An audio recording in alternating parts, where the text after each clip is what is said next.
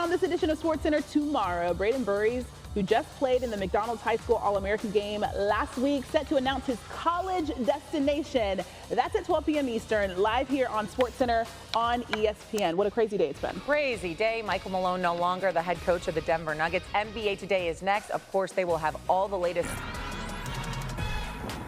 We start our show with breaking news. The Nuggets, they fired Michael Malone, the winningest coach in franchise history, our Shams Charania reports. They also fired general manager Calvin Booth, who took over the role 3 years ago.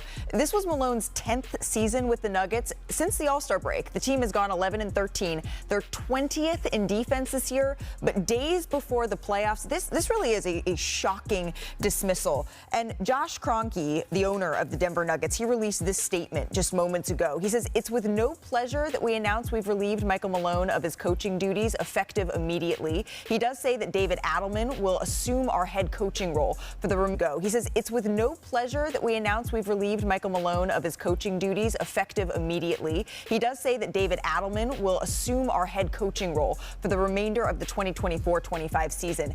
Championship level standards, he continues, and expectations, they remain in place for this current season as we look to the future. We will look forward to building on the foundations laid by Coach Michael Malone over his record-breaking 10-year career in Denver. I use the word shocking. Really, this is stunning. Our senior insider, Shams Charania, here to help us understand what went into this decision here. Shams, why did the Nuggets fire Michael Malone now? Malika, the way the season was going, 4 straight losses in a row, and just what has gone on the last couple of years with what's been described to me as a Cold War between Michael Malone and Calvin. Get it over with now, seeing how the team is performing. But listen, everyone was shocked by the timing of this. That includes Michael Malone, Calvin Booth themselves. The players, I'm told, had a meeting where Josh Kroenke addressed them after the dismissal. He decided to flip the culture, didn't want to wait. He wanted to inject some life into this team going into the playoffs, because this is a team that, like you said, has struggled a little bit the second half of the year. They've dropped in defensive rating, but Michael Malone, this is stunning for him because he's the winningest coach in Denver Nuggets franchise history. He just led them to a championship in 2023. This is tied for the latest coaching change ever made. And it's one that probably would have happened in 2023, Malika, if he had not won the championship just based on circumstances with him and Calvin Booth. But now that he's fired after 10 years, it's certainly stunning for the Nuggets, something that this Malika, if he had not won the championship just based on circumstances with him and Calvin Booth. But now that he's fired after 10 years, it's certainly stunning for the Nuggets, something that this roster is now going to have to deal with and recover from. Yeah, Shams, there's just 3 games remaining. I'm hearing from folks close to Michael Malone now in real time that they just feel that this timing is disrespectful with this proximity to the postseason. As we bring in Brian Windhorst, Kendrick Perkins. Brian, I'm going to start with you here. Just your reaction to both Malone and Booth's dismissal. Yeah, so Shams described it as a Cold War. That's absolutely true. You know, let me just say that for the decade, you know, Michael Malone has always preferred to play veteran players over young players. I can go back to talking about when he preferred to play Jameer Nelson over Emmanuel Mudiay when he was a lottery pick. And over the last couple of years, the Nuggets coming off that championship have lost some veterans like Kentavious Caldwell-Pope and Bruce Brown and Jeff Green. And the draft picks that Calvin Booth drafted, this slate of wings, Julian Strawther and Christian Brown and Peyton Watson, there was a pressure to play them, and that was an issue. But that has been an issue between executives and coaches for decades, and will be decades more. I mean, he would yell at them in film sessions. He would yell at them in the locker room. He would yell at them in huddles. Their players all got tired of it over the course of time. Why it would be any different now when they're on this 4-game losing streak as opposed to 5 years ago, to 5 weeks ago, I can't answer that. What I can tell you is with Calvin Booth, his contract was up at the end of this season. He had negotiations throughout the year, before the year, and going into the year with management, with ownership. Those talks broke down. And so it was kind of known within the league that there was a chance that Calvin Booth was not going to be retained. The Nuggets, over the last couple of decades, under owner Stan Kroenke, have repeatedly not retained management. But it is most like the Kroenke family, Stan and Josh, who own many teams across the globe, to be patient. That you wouldn't do this with a coach, especially the winningest coach in team history. So we'll hear more, I'm sure, from the Kroenkes. The fact that there was a breakup between the GM and coach isn't surprising. That it would involve Malone too is not maybe jaw-dropping. at the end of the season, okay, as you mentioned, it happening now is not what we would have ever foreseen. I appreciate all of that context, and then my mind goes to, okay, Nikola Jokic, right, the league MVP many times over. He's only had one coach in his NBA career, and it is Michael Malone. Perk, your reaction to this? Well, he's about to have two coaches, and guess what? I'm actually not surprised. Here's why. Michael Malone, Perk, your reaction to this? Well, he's about to have two coaches, and guess what? I'm actually not surprised. Here's why. Okay, we all know from watching this past season that it was trending towards this direction for us, Michael Malone. He's been lost the ears of this locker room. We have been seeing the frustration in Nikola Jokic. I always say, if you want to see how a team feels about their coach, watch their effort and watch them defensively. How many times has Michael Malone had to call his team out for not competing at a high level on the defensive side of things? And now all of a sudden you're looking at Calvin Booth and him being fired. Well, guess what? You got Nikola Jokic, a generational talent, the most skilled big to ever play the game of basketball, a guy that is knocking at the door of being a top 5 center of all time. Guess what? Over this past week or so, he's had said you have to every single year, every single minute, find how to put the necessary pieces around your best player. We saw it happen with LeBron James his entire career.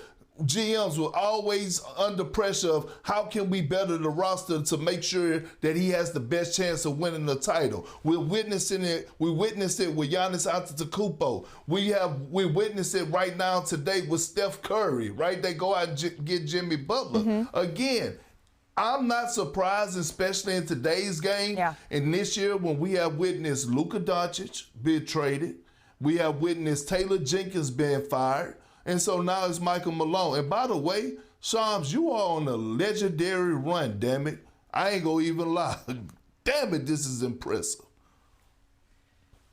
If we thought Taylor Jenkins getting fired was surprising, though, this takes the cake because, like Malika just said, for a championship coach to get fired this late into regular season, this is tied for the latest firing ever in NBA calendar, but never has it happened like this for a team that's in 4th place. He just won a championship 2 years ago, and he's someone now, when you think about the coaching market, Taylor Jenkins, Michael Malone are now infused into a market where I would expect there to be, guys, a lot of activity these next few weeks. But for the Nuggets' perspective now, David Adelman will be their interim head coach. They feel very good about him moving forward, but what message does that give this group as far as what they're going to compete for, what they're going to contend for?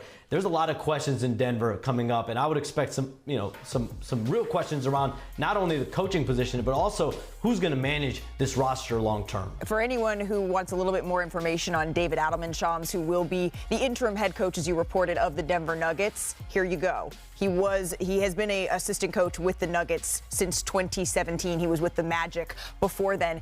As we've all hit on, it's really the proximity to the playoffs, though, that makes this so firing, right? So shocking. There's just 6 days left in the regular season. It appears as if the Nuggets are 4th in the West, but when you look at the loss column, Brian, it's actually a little bit deceiving. You lay this out so very well. Can you just 7th. One more time reiterate why they're in such a tenuous spot? So again, if you look at everybody who's got 32 losses, the Nuggets have one more win, but they can't control the loss column. You can't get rid of a loss. You can obviously add wins, but so when you compute them into that tie, make it a 5-way tie, they are 7th. You can't control the loss column. You can't get rid of a loss. You can obviously add wins, but so when you compute them into that tie, make it a 5-way tie, they are 7th. So right now, the reality is they're pretty much facing being in the play-in, which is stunning and not acceptable. And they have to go to the Kings tomorrow. That is a team fighting for its playoff positioning. That's a road game. And then they, on Friday, have a really huge game with the Memphis Grizzlies, which, quite frankly, whoever wins that game may determine whether one of them is in the play-in and one of them is in the playoffs. So that's a huge game. And then they close the season with the Rockets. I don't know how much that will be important to Houston. Houston's about to clinch the 2 seed. Sure. But these are 3 very challenging games against teams in front of them. And I will say this, David Adelman has interviewed for other head coaching jobs. He is probably destined to be a head coach in the NBA, whether he remains a head coach here or not. He actually has an opportunity here to lift this team up. And I'll give Perk credit. Perk yesterday was calling out the way the Nuggets were reacting on Sunday, their lackadaisical. The last 5 games, and we do not know right now when he is exactly coming back. But Perk, what have you seen from their play that sort of led you to say, okay, a change, it could kind of be coming here? Well, Malika, let me say this. Women lie, men lie. Hell, my damn dog in the backyard lie when he dig a hole, shaking his head no. But the film don't. And look at this film right here. Just look at the defensive effort all across the board. Look at the body language. Does this look like a team that's engaged? This is Miles Turner. Miles Turner is one of the best shooting bigs in the game. This is on the scouting report. No one makes a second effort to rotate. Look at this. No communication whatsoever. A wide open three-point shot. Like, when you're on the same page and things are going well, you're listening to your coach. Look at this. This is not a scramble. Look at Jokic. Go ahead and take it. This wasn't my fault. Just give up the corner 3. We don't have good communication. I don't even feel like blaming anybody. We already been through this for the last few weeks. We suck defensively. Coach Malone's scheme doesn't work, and then all of a sudden we get this, the news that we got today. It's worth reiterating that the Nuggets are 20th in defense this season, a far cry from where they were when they were working to win that championship back in 2023. So immediately, Shams, what is the focus of this team? Because they are a group that at the beginning of the year we were talking about whether or not they were going to be back in championship contention. Malika, they need to get healthy. And we don't know if Jamal Murray is going to play in Sacramento their next game. He's got a sore hamstring from what I'm told. It's really day-to-day is how the Nuggets are evaluating him. He's been trying to work out, loosen that hamstring up. He has not been able to do so the last couple of games here, but they need him healthy. They need him on the court. And then from Nuggets perspective, what I also heard in the last really hour or so is they felt Nikola Jokic was masking a lot of the deficiency with this team in the second half of the season. And they went on an 8-game winning streak at one point in the second half, but they just have not been able to find their footing. And even though they're in 4th place, they felt like they needed this jolt.